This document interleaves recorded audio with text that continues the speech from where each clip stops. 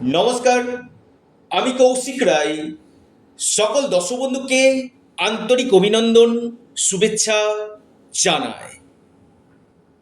April 2026 কন্যা রাশির কেমন যাবে? কন্যা রাশির ভাগ্য, কেরিয়ার, সন্তান, স্বাস্থ্য, বৈবাহিক জীবন, প্রেম, কর্ম কেমন যেতে চলেছে বিস্তারিত আলোচনা করতে চলেছি। কেউ কেউ নেগেটিভ কমেন্ট করছেন যে কৌশিকদা আপনি যেটা বলছেন আমার সাথে সেটা হচ্ছে না। আমি আবারও বলবো, যারা ভিডিওটি খুব কষ্ট করে দেখছেন, দেখার জন্য আবারও ধন্যবাদ জানাই। দেখুন, এটা চন্দ্র রাশি ধরে আমি এই আলোচনাটি প্রতি মাসে আমি করি। ব্যক্তিগত রাশিফল এটি না, আপনার কর্ম এবং গ্রহের যে ট্রানজিট এবং আপনার জন্মকুণ্ডলী তার উপর ডিপেন্ড করবে যে আপনার ক্ষেত্রে আগামী সময়টা কেমন যেতে পারে। দেখুন, এটা সার্বিক বিচার। ভিডিওটি মোটেও স্কিপ করে দেখবেন না। আলোচনাটি আপনারা প্রথম থেকে শেষ পর্যন্ত অবশ্যই শোনার চেষ্টা করবেন। কন্যা রাশির স্বাস্থ্য কেমন যাবে? দেখুন, আপনাদের রাশির অধিপতি বুধ কোথায় অবস্থান করছে? ষষ্ঠভাবে। কার সাথে? রাহুর সাথে। 11ই এপ্রিল পর্যন্ত রাহুর সাথে থাকছে, অর্থাৎ 11ই এপ্রিল পর্যন্ত আমি বলবো স্কিন রিলেটেড সমস্যা, স্কিনের সমস্যা ভোগাতে পারে। আপনার অ্যালার্জি এই জায়গাটা আপনাকে ভোগাবে।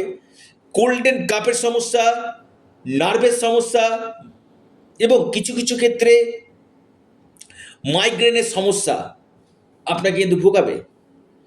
কিন্তু 11ই এপ্রিল যখন বুধ রাশি পরিবর্তন করে কেন্দ্রভাবে আসবে, 11ই এপ্রিলের পর থেকে ধীরে ধীরে ধীরে ধীরে আপনার স্বাস্থ্যক্ষেত্রে কিছুটা বেটার রেজাল্ট আপনি কিন্তু পাবেন।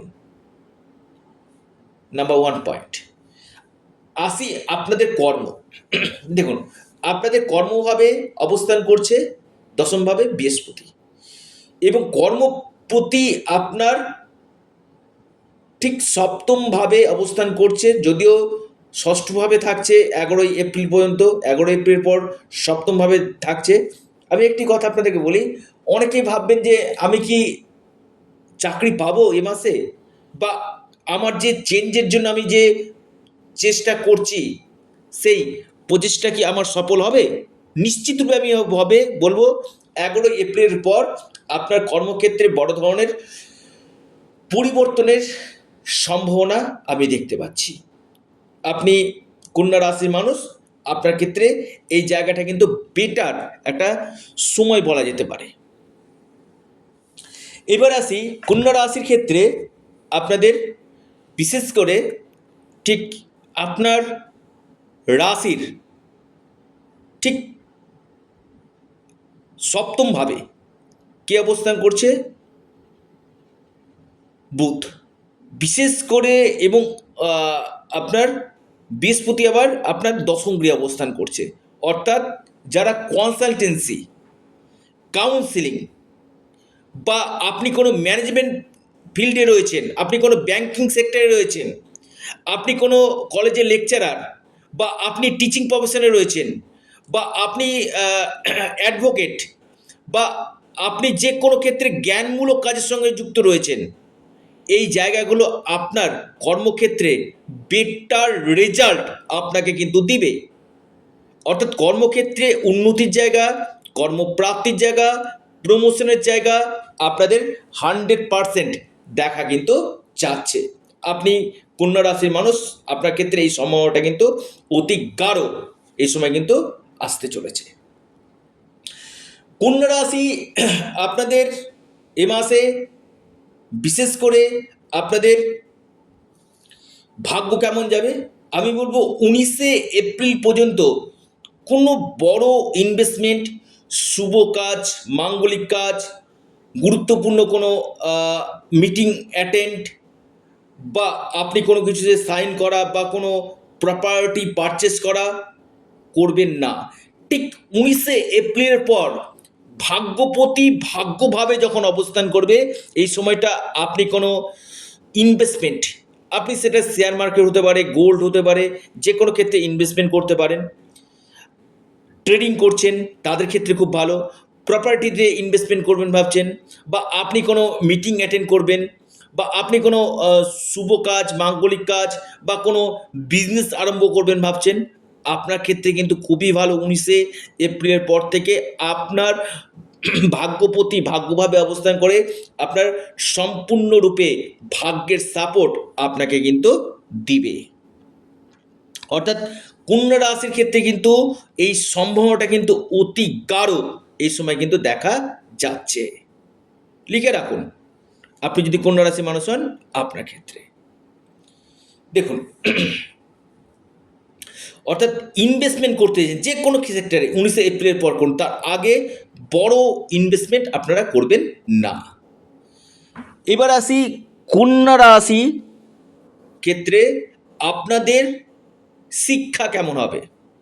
পঞ্চম লটকে শনি মঙ্গলের সঙ্গে অবস্থান করছে, এবং মঙ্গল শনি একত্রে অবস্থান করছে, সপ্তমভাবে রবিও রয়েছে, সরাসরি তিনটি গ্রহ একত্রে আপনার রাশিকে দেখছে, অর্থাৎ তিনটা পাপী গ্রহ। অর্থাৎ এই সময় আপনার রাগ জেদ বাড়বে। অর্থাৎ আপনাকে যদি ভালো কথা বলা হয় যে হ্যাঁ আগামী দিনের জন্য পড়াশোনা করার কথা, দেখবেন নিজের মধ্যে জেদ চলে যাবে, না আমি পড়বো না, বা অসন্তুষ্টি, ডিসস্যাটিসফ্যাকশান এডুকেশনের জায়গাতে, কিছু কিছু ক্ষেত্রে মন না লাগা, কিছু কিছু ক্ষেত্রে মানসিক চাপ চলে আসা।